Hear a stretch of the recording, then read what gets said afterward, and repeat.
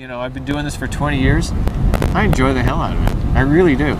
Out here watching the great clouds, the great storms, you never know exactly what you're going to find. You need to get below ground if you possibly can. You know, if it's on top of you, you can't outrun it. Don't try. We got a very large wall cloud forming, and this thing is forming rapidly. Gary, this thing is spinning. It's getting faster and faster and faster. Gary, back to you. And looking at that radar thing, you're thinking, my God. All I could see was this giant wall of cloud to the ground. I'd never seen a tornado do what this one had done. The tornado, which had been moving to the southeast, suddenly made a turn to the left. All of a sudden, it was over them and it was around them.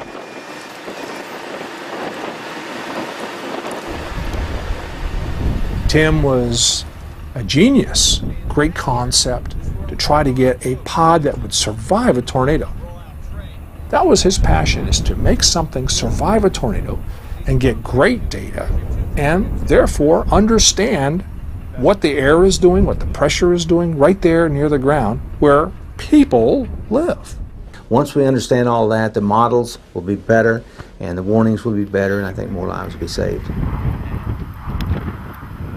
I was shooting with Tim, Paul, and Carl since more or less 12 years. I don't know how many times I circled around the globe with them, squeezed in cars. Sometimes I wondered how a single man could be so creative. He was not only planning, but he was doing. Tim would have never risked anything for his son. Never, ever. Paul had these qualities as a videographer, and suddenly this father and son couple, they became really a great team. And for Tim, it was just a perfect match. You have rotating rain curtains around the wall cloud. Gary, I believe it's right in there, but it's going to be rain wrapped. This is the most dangerous tornado you can have because you can't see. Appreciate these reports. It's a gigantic tornado, at least a mile wide. We were seriously concerned. We were on the air well ahead of time, even before the watch was issued, saying, look, there's going to be tornadoes in central Oklahoma. Make your plans now. Do it now. Who would have expected that a tornado to do three things at once: widen out and turn and accelerate? When they came back and said it's 2.6 miles wide, I think it was a surprise to most everyone. Tim was actually a pretty laid-back guy most of the time. Very easygoing, but when we were out in the field, there was an intensity. And there has to be. All right, that leading storm edge there is now severe warning. He wanted to contribute to the tornado science, and it just kept him going. He was continually trying to improve his in situ measurements. It needs to go back down the road just a little bit. Tornadoes move unpredictably, and you don't know exactly where they're going to go.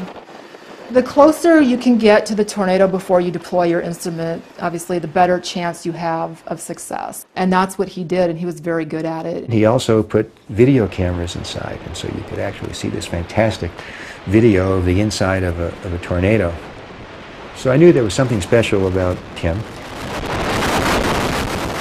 If you were to say, which is the safest chaser that you know, I would say Tim Samaras is the safest chaser. I saw him out there and he knew when to back off. So the fact that this happened on May 31st, where he was caught in the path, is surreal to me.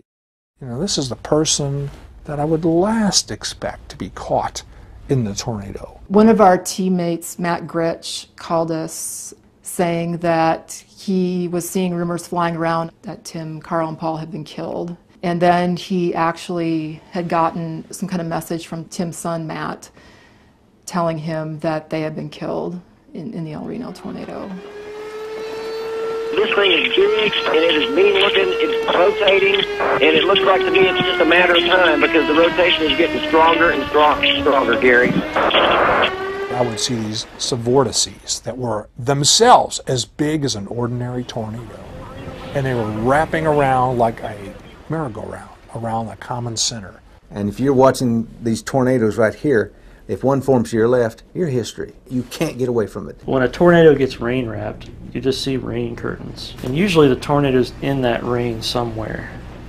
But the El Reno tornado, the whole area of rain was the tornado.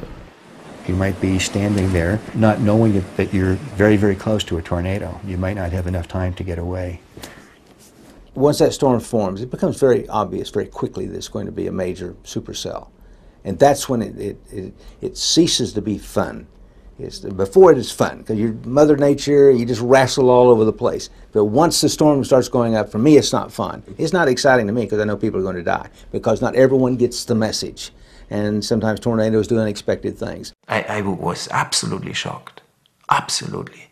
And actually, I can't believe it until now. I mean, I always think it can't be true. It must be, I don't know, what a bad story. I mean, I really couldn't understand it.